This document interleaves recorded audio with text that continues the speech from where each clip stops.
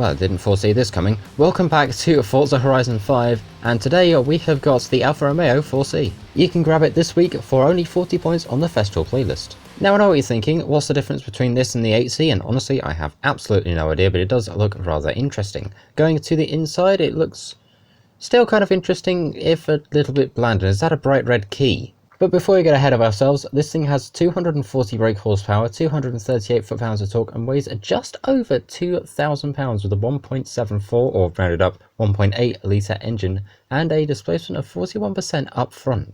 I honestly can't tell if that's good or not. Anyway, let's go ahead and take a little bit of a listen, shall we?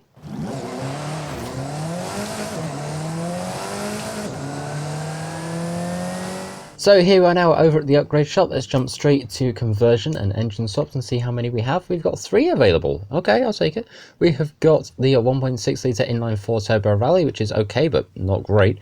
We've got a 3.5 litre V8 or a 3 litre racing V8. Okay, we'll come back to that in just a little bit. If we want to, we can also go ahead and make this thing all-wheel drive, which we'll do for the drag racing segment a bit later on. But for now, we're going to go ahead and just build this to the top of A. But before we do that, let's go ahead and jump into aero. We have got... what does up... oh. That we're going to take it anyway. As for the bike, we have got the tiniest wing on planet Earth, or the tiniest wing on planet Earth but carbon, or bland Forza Aero. I'm going to take the tiny carbon wing. And for the side skirts of the car, we can put pace lights on the roof, or we can make it a cop build. Okay, this is best car. I don't need to do anything further. That's the video. I'm sorted. I'm just kidding. Of course we're doing more stuff. Let's go ahead and chuck on some semi-slick race tyres, and we'll go ahead and make them a little wider as we usually do. And then we're going to go ahead and take a look at the paint. I am so adding on those lights at some point in this video. So now to the paint shop. We've got nothing in advanced paint, sadly, but for this we have got more than one manufacturer colour. Fiat, you could learn that from yesterday. But we've got 1, 2, 3, 4, 5 different colours, and that white honestly actually looks stunning. I do really like that, but we'll come back to that in just a little bit later on, because for now we've got a race to do. Referring to the question from earlier in this video, if somebody actually does know the difference between the Alfa Romeo 4C and the Alfa Romeo 8C, please go ahead and let me know in the comments. I'm very curious. And fun fact, I have never seen one of these in person. And away we go. Let's go ahead and see what we can do whilst we're up against a whole bunch of other people and a new style Supra. Let's go ahead and see what we can do. Into the first turn, we are... I don't know... oi! I was trying to do a sentence, how dare you. It was kind of steery, kind of understeery, kind of oversteery, I don't really know. It could turn, but then it couldn't. I don't know, let's go ahead and try and see what else we can do. And onto the brakes we go, that's all!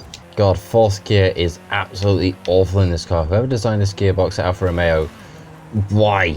Come on, there's the Supra, we can get our space back past the Supra, and now we've just got 6 more cars to go. Or it would be if this thing could turn. Come on, there's a bunch of cars right there. Just turn, get past the Lotus, please. And the other Supra. We can get past the other Supra. Brake.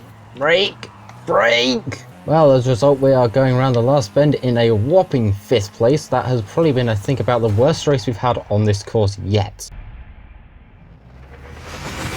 Yep, there it is. Oh, that was awful. Back to the shop, quick.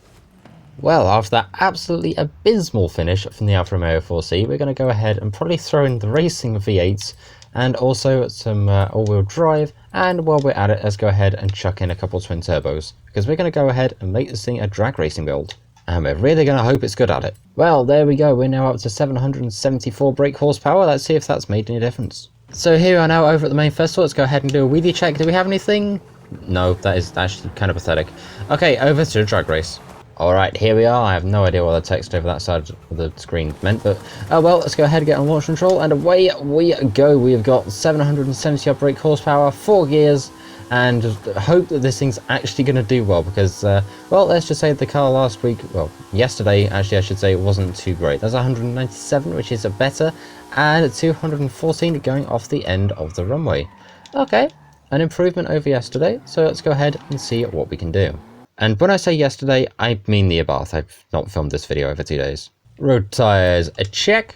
Race springs, check. Interesting stats, check. My last brain cell? I'll get back to you on that one. Alright, here we are now over at the edge of the motorway, so let's go ahead and floor it and see what we can do in terms of top speed. Hopefully we do well, because if we don't do well, then it's back to the drawing board again.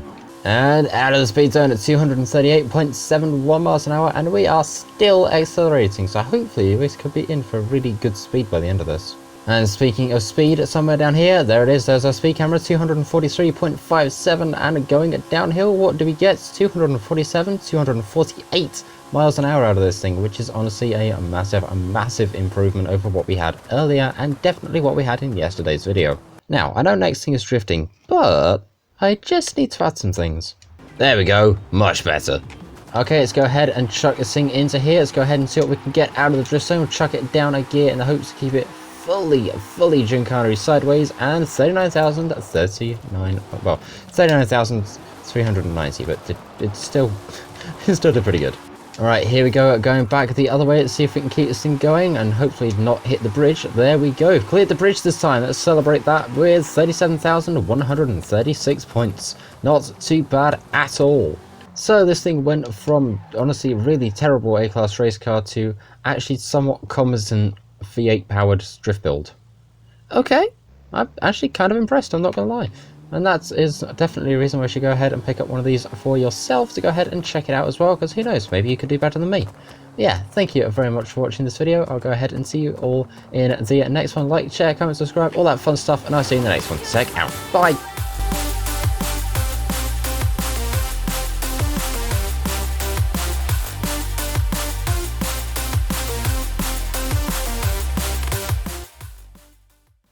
The day I see a police car with anti-lag, it's going to be something else indeed.